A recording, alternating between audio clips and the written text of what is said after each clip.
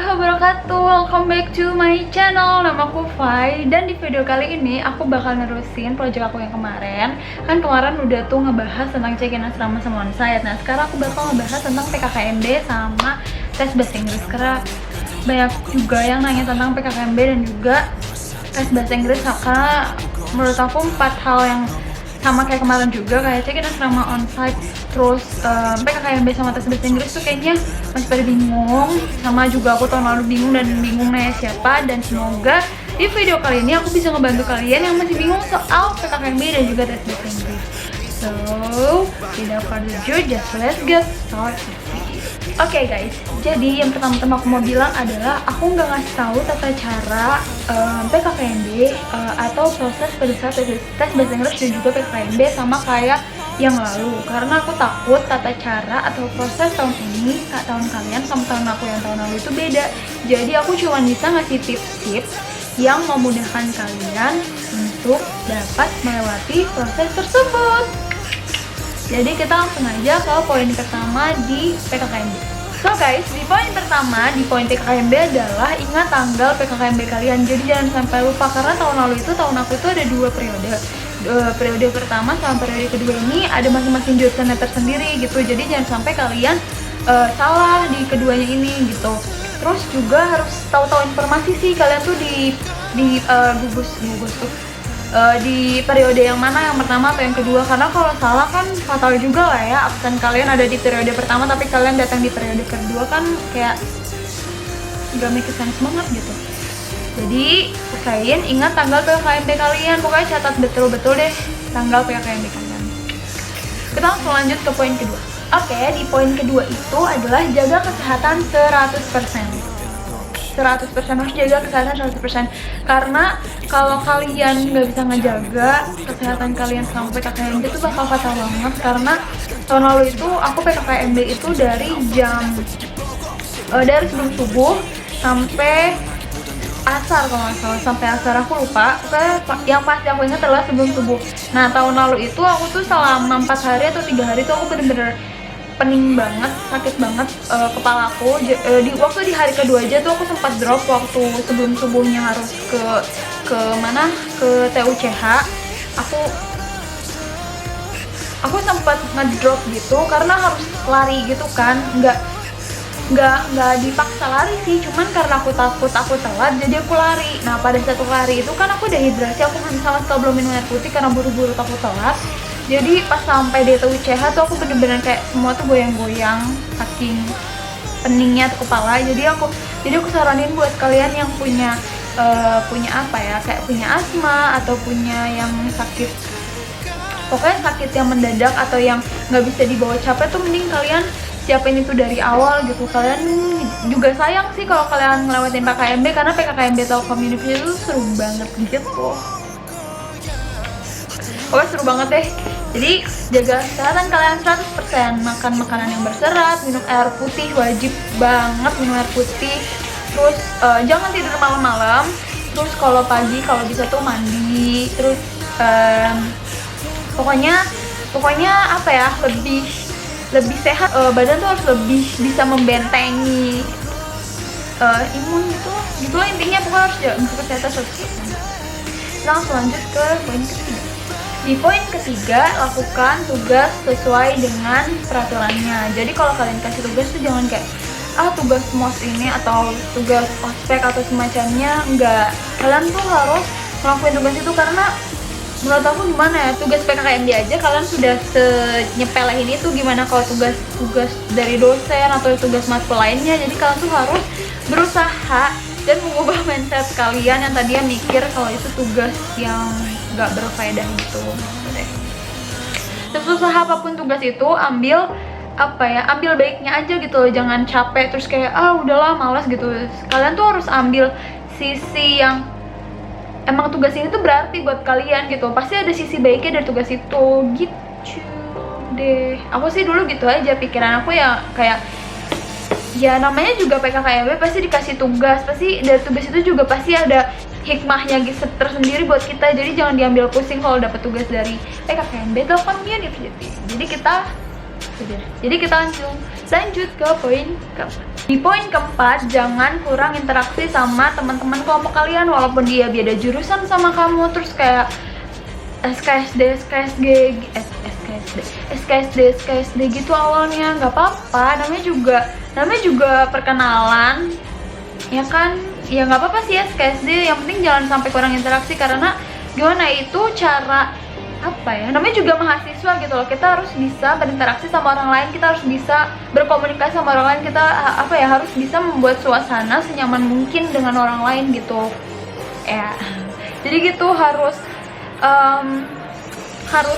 interaksi sih sama kelompok kalian. Waktu awal-awal dulu tahun aku kayak kurang cocok gitu sama kelompok aku, kayak yang ngobrol seadanya, tapi lama-lama tuh kayak lucu gitu loh. Terus kalau ngerjain tugas tuh ya, gue mau cerita.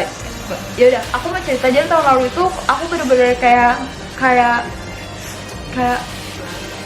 jelek banget ya, nggak ada chemistry gitu sama kelompok aku. Terus akhirnya kayak ya itu balik lagi, aku harus buat orang senyaman mungkin orang senyaman mungkin kalau ada keberadaan aku gitu loh. Jadi waktu tahun aku tuh aku sampai buat kelompok aku ngumpul tuh ya, aku tuh sampai ngomong ke mereka, bukannya aku bosi, tapi aku berusaha untuk kayak ya udah kita nyelesain tugas bareng-bareng gitu loh. Akhirnya aku ngomong sama mereka, siapa yang ngumpul duluan bakal aku traktir apapun makanan yang mereka mau kayak gitu. Tapi sebelum aku sampai ke di titik kumpulnya gitu loh, aku sampai ngechat di grup, siapapun yang datang pertama sebelum aku bakal aku traktir apapun yang kalian mau. Aku gituin, saking pokoknya kita harus ngumpul, kita harus kerjain tugas bareng-bareng karena kita kelompok gitu. Sampai aku ngomong kayak gitu, terus akhirnya untungnya pada saat di titik kumpul itu aku orang pertama yang di situ, jadi aku nggak jadi taksir. Jadi gitu deh, kalian harus punya interaksi sih sama teman-teman kalian, itu wajib banget. Karena ya mungkin dia emang gak jurusan sama kamu, tapi mungkin kalau kamu punya masalah sama jurusan lain atau sama jurusan teman kamu yang baru kamu kenal, mungkin dia bisa ngebantu kamu gitu. Gitu deh, pokoknya jadi mahasiswa tuh harus punya channel yang banyak nih kalau mau tahu dunia luar. Kita langsung lanjut ke poin terakhir, poin 5.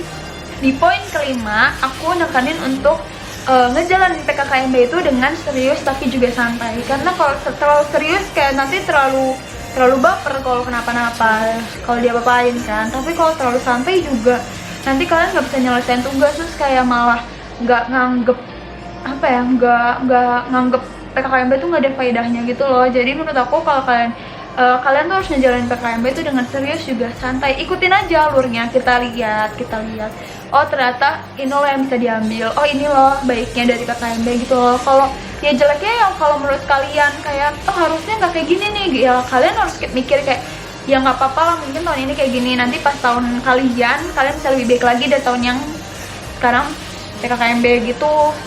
Aku tuh mikirnya gitu aja dari dulu. Jadi kalian tuh jangan kayak langsung terlalu serius, kayak nanti gue pikir kayak gini lagi, ternyata malah kayak gini, nggak sesuai ekspektasi kan, pasti juga bikin kalian kayak kecewa gitu kan. Nah menurut aku sih ikutin aja dulu alurnya, ikutin gimana proses PKKMB, terus kayak ambil hikmahnya gitu loh, kayak oh ternyata PKKMB tuh gini-gini, oh salahnya tuh di sini, oh mungkin di tahun gue nanti gue bisa benerin di sini, ambil hikmahnya aja sih. Menurut aku sih emang itu pikiran aku kejauhan ya, cuman itu salah satu cara aku untuk mengubah mindset aku gitu. Lagian ya, tahun lalu itu PKKMB Telkom University waktu periode aku tuh kayak seru banget, seru abis, seru parah. Kayak nggak ngerasa PKKMB sih, lebih ngerasa lagi kumpul, terus ngelakuin acara bareng-bareng, terus ketawa bareng-bareng, dapat ilmu bareng-bareng juga gitu loh. Jadi yang kalian pikir nanti diapain, enggak ada. Semua yang aku rasain kemarin tuh bener-bener yang ngasih baiknya aja ke aku gitu loh. Nggak ada yang, mungkin ada bagian nanti pada saat kalian kayak ih kok gini, kok gitu, tapi mostly tuh nggak ada yang kayak gitu-gitu sih. Mostly tuh kebanyakan ngasih ilmu ke kita, ngasih sharing pengalaman ke kita, sharing tentang gimana jadi mahasiswa, terus dikasih pembicara-pembicara yang luar biasa bagus gitu loh. Jadi kalian siap-siap aja untuk PKKMB tahun kalian. Yang pasti ubah mindset kalian tentang kayak nanti digini, nanti digituin, enggak. kita so itu aja untuk yang poin PKKMB, dan kita langsung lanjut ke poin tes bahasa Inggris. Nah, jadi di tes bahasa Inggris ini banyak banget yang nanya itu yang kayak mostly itu sih yang paling banyak nanya tuh kayak, Kak, aku nggak bisa bahasa Inggris, gimana cara aku ngelewatin tes bahasa Inggris ini? Jadi nanti aku bakal tahu tips-tips. Kita ke poin pertama dulu. Di poin pertamanya ini, balik lagi ke poin pertama yang kemarin-kemarin juga, ingat tanggal tes bahasa Inggris kalian, jadi jangan sampai miss. Karena kalian bisa nonton di video ini, video 10 Minutes with Us MBTI. Jadi salah satu temen aku bilang kalau tanggal jurusan mereka tuh rada miss gitu, rada beda sama yang tanggal aku. Jadi ada yang jurusannya setelah masuk kuliah, ada yang jurusannya itu sebelum masuk kuliah gitu. Jadi di tes bahasa Inggris aku tahun lalu itu ada dua, ada ECCT or aku nggak tahu, pokoknya ada dua. Nah, yang satunya itu wawancara, yang satunya tes. Nah, di angkatan aku, di jurusan aku, dua-duanya tuh langsung di hari yang sama, I guess. Iya, pokoknya di hari yang sama atau di hari yang berbeda tapi berdekatan. Sedangkan kalau yang jurusan MBTI, contohnya MBTI itu temen aku yang tulisan sama-sama serentak, tapi kalau yang wawancara tuh mereka beda sendiri bahkan pada saat kuliah. Jadi kalian tuh harus tahu, harus harus buka telinga banget soal informasi mengenai tes bahasa Inggris. Jadi jangan sampai miss gitu. Jadi ingat tanggal tes bahasa Inggris kalian, karena itu menurut aku ngaruh sih. Kalau buat di jurusan aku sih ngaruh banget. Jadi gitu. Kita langsung lanjut ke poin kedua. Di poin kedua ini aku bakal ngasih tahu yang tadi baik banget ditanyain, Kak, kalau nggak bisa bahasa Inggris gimana? Kak, bahasa Inggrisnya kan susah nggak sih? Kak, nanti gini-gini nggak? Nah, jadi waktu yang tes tulis itu kayak setara dengan TOEFL. Jadi baik banget soalnya kalian harus dengerin kuping gitu, listening gitu, soal listening gitu. Jadi kalian harus bisa denger, harus bener-bener ngedenger banget apa yang ditanyain pada saat listening itu. Terus yang kedua itu pada saat wawancara. Nah, di sini nih banyak banget yang masih takut, Kak, nggak jago bahasa Inggris gitu. Tips pertama adalah kalian belajar sedikit-sedikit aja kalian paham, kayak belajar introduce, terus belajar kosakata yang mudah, terus belajar tentang kosakata yang dipakai pada saat pada keseharian gitu loh. Jadi jangan yang kayak ngambil kosakata yang susah, tapi ngambil yang menurut kalian itu bisa menurut kalian itu bahasa sehari-hari gitu. Karena tahun lalu itu pada satu wawancara aku juga ditanyainnya tentang keseharian, nggak yang jurusan kamu apa, jurusan kamu gini ya. Bahkan tahun lalu tuh bahkan aku nggak ditanyain soal jurusan sih, lebih kayak kamu kenapa masuk telepon, kamu dari mana kota asalnya, kamu orang mana, lebih kayak keseharian kita sendiri. Jadi kita lebih baik untuk belajar bahasa keseharian aja, jangan bahasa yang sulit-sulit gitu loh. Pasti si penanyanya juga, si yang ngewawancarain kita juga pasti friendly gitu lah, pasti mau ngajak kita tuh ngobrol, bukan yang bener-bener persis kayak wawancara gitu. Jadi biar selama sesi wawancara tuh anak-anaknya nggak ngerasa grogi terus malah jadi miss gitu loh nilainya gitu deh. Jadi kalau bisa belajar yang ringan-ringan aja, belajar kosakata keseharian aja. Jadi kalian jangan khawatir kalau kalian nggak bisa bahasa Inggris, pasti kalian bisa ya, kayak belajar hello, my name is Nanana, I'm from Nanana, terus udah nanti si yang wawancara bakal nanya, oh you from Jakarta misalkan, kayak ada apa aja di Jakarta gitu, kamu Jakarta dari Jakarta mananya, seperti itu sih, seperti bahasa keseharian aja. Jadi santai aja kan. Terus kita langsung next ke poin ketiga. Di poin ketiga aku mau ngasih tau lagi untuk menjalani tes bahasa Inggris ini serius tapi santai juga. Jadi jangan terlalu kayak aduh, ini ngaruh banget nih ke nilai mata kuliah gue, ini ngaruh banget gitu. Kalau kalian terlalu serius juga nanti malah nggak fokus gitu loh. Jadi kayak malah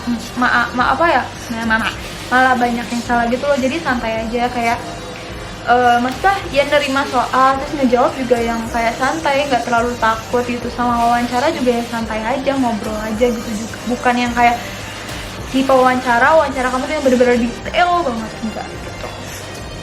Kita lanjut ke poin ke-5. Poin kelima ini, serahin semuanya pada Yang Maha Kuasa.